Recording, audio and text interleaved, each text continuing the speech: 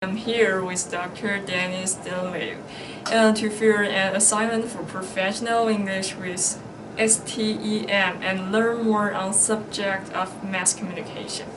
And this is Dr. Dunleavy. Is the Associate Professor at Benedictine College. Okay, thank you, Professor, for meeting with me today.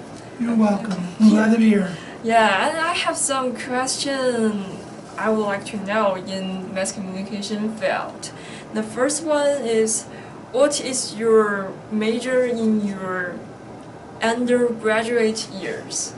What was my major? My major was journalism. I studied journalism at Southern Oregon University. Oh wow!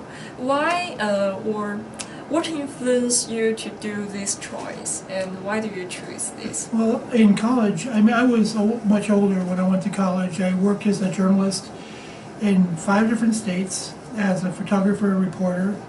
Okay. And then towards the end of that, before I went to college, at the ripe age of 40, I went back to college for the first time, and I chose journalism, frankly, because it was easier for me to get the degree than to, because I knew I wanted to teach, but I needed to have a PhD to do it. So I went in did my journalism major, and then I went to a master's in English there, and then I went on for my PhD at the University of Oregon in Eugene. So did it all kind of back to back. So what made me do that was that I was already a journalist for a long, long time. Long time? Yes. Okay, wow, that's almost great. 25 years.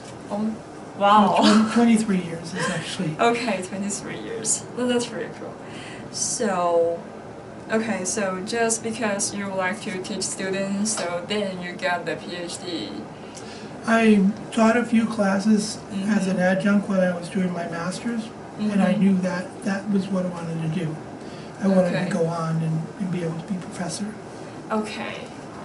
So lucky break, you know, we had to reinvent myself later on in life. Yeah, I'm so admire that because I really appreciate someone who can do the job like her interest or his interest. Yeah, that's really. Yeah, I think being passionate about what you do is the key to success. Yeah, okay. I would like to do that, but I don't know.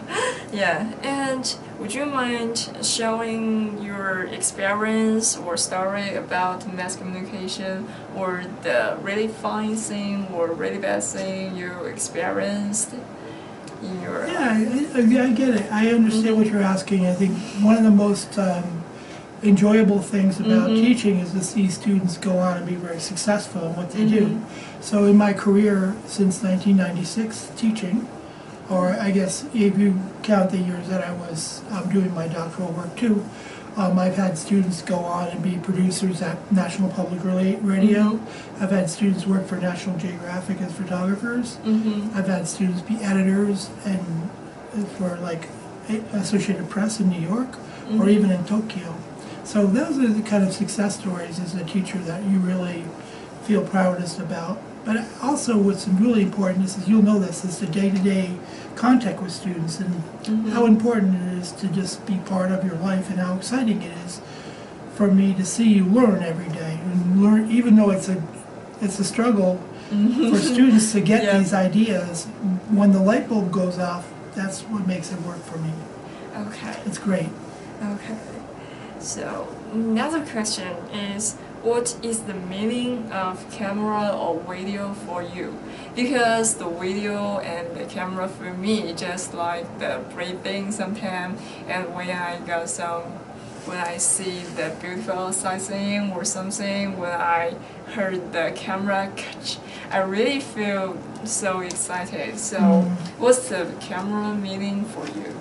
Yeah, well, the camera business doesn't sound crazy, but the camera is just a tool. A recorder is just a tool.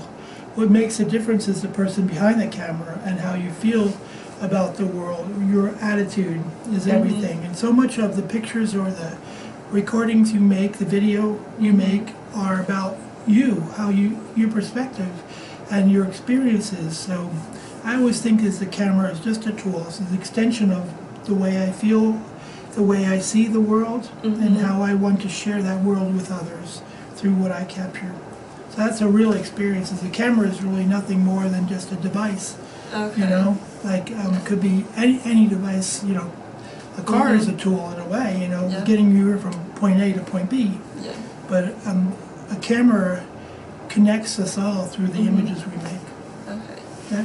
That okay? Yeah, that's okay. And so, because there another question is connect with the camera, because maybe someone when they go to somewhere and their purpose is to take a picture and they were in this picture to show that they came there, and instead of maybe just watch the sightseeing or the enjoy or appreciate the sightseeing, what do you think about this? That's actually our midterm exam. The midterm exam question in advanced photography was exactly that. It's like where does the camera distract you and interfere from you having a personal experience? Yeah. So is reality, your understanding of that one moment, the sunset or a birthday or whatever it is, you're now stuck behind a camera. If you take pictures in your family, you're the one that with the camera, Yeah. then they expect you to take pictures of the whole family all the time, but you're never in any of their pictures. You're always on the other end of it, right? So you're never in the family shot because you're too busy taking pictures. So in a way it can be distracting and disrupt, like interfere with that moment, right? Being present rather than having to feel obligated to make pictures. At the same time, there's also this idea that your memory, your moment lives on in your images. So there's a trade-off, right? Yeah. Whether or not you should take the pictures or not, you know. So I think it takes a certain type of person to be able to kind of, like, especially in difficult situations, like in news work that I did forever, it takes a certain person to be able to shut that part of them off where they can't feel anything. You just have to make the picture. You're there to, you have a purpose, you have an intention, is to make the image so that other people will know and hopefully make them do something. It'll lead to action and caring. So that was always that's an interesting question because we've been talking a lot about that in class. Yeah, because now most people use the social media and they would like to post the pictures, the experience or something, good things. But sometimes people would like to just the purpose of to show the pictures and then to take this picture instead of to express their innermost or the happy or something emotion and But I mean, you can't turn off being a human being. Like all of a sudden I'm now just a camera person, not a human being. So that's always a tricky thing. You have to. It can go both ways. You could say that it's important to have people value the image because it stands in for that experience. But when you're the photographer, it's not you're missing that moment. You're missing that sunset. You're missing that rainbow. You're missing the actual feeling of that child blowing out their first birthday candle. You know, because you're behind the camera and all you're worried about is making sure that you get the picture and not about experiencing that moment with everyone else. So you do lose something, but on the other hand, you gain something. Okay, so and the last question is, a scientist said technology change ourselves or change our lives. Do you agree with this one? Absolutely. Technology, I mean, they call it technological determinism when your culture is shaped by the technologies rather than the culture shaping the technologies. Technology is shaping the culture. How we behave, how we think, how we act is shaped by the technologies. Rather, the other end of that is just culture, the things we need. Like, for instance, selfies and all that. Is that changing? Isn't a funny thing about the selfie that stick that you hold up and make the selfie stick? Now that's a technology, right? Yeah. But it came after the idea of a selfie. Somebody else figured out that they could make money. So you don't have to hold your camera out like this. You can hold it up like a stick up in the air. But so here, that's a adaptation of a cultural need. It's a simple, stupid example, but it still is. It's real because the idea of being able to turn the camera so you can see what you're recording in a different way. Now that's a need because our basic need here is that we want to be able to see what we're doing. So they built that onto the camera so that you can flip it around. I'm talking about the LED screen, the flexibility of it. They built that onto the camera. Otherwise, they never had that before. In my lifetime, I grew up with large plates of film that were 4 inches by 5 inches. We didn't have auto anything. We didn't have auto cameras. Everything had to be done manually. You had to know the light in your head. You know the exposures. You know how to process their own film, and everything was linear rather than now everything's so non-linear in the process. So technology definitely has an impact on culture, but I would think cultural tastes, you talk about cross cultures, like people's tastes and values in China or Japan are very different than our values in America, and vice versa, right? So, but the technologies are pretty much the same. People in China and Japan still make selfies. Right? So that behavior is universal, so does the technology change as you go along? We see that all the time, changes in technology based on people's needs or interpretations of what they need. So yeah, I think you can look at it both ways. You could look at culture determining technology.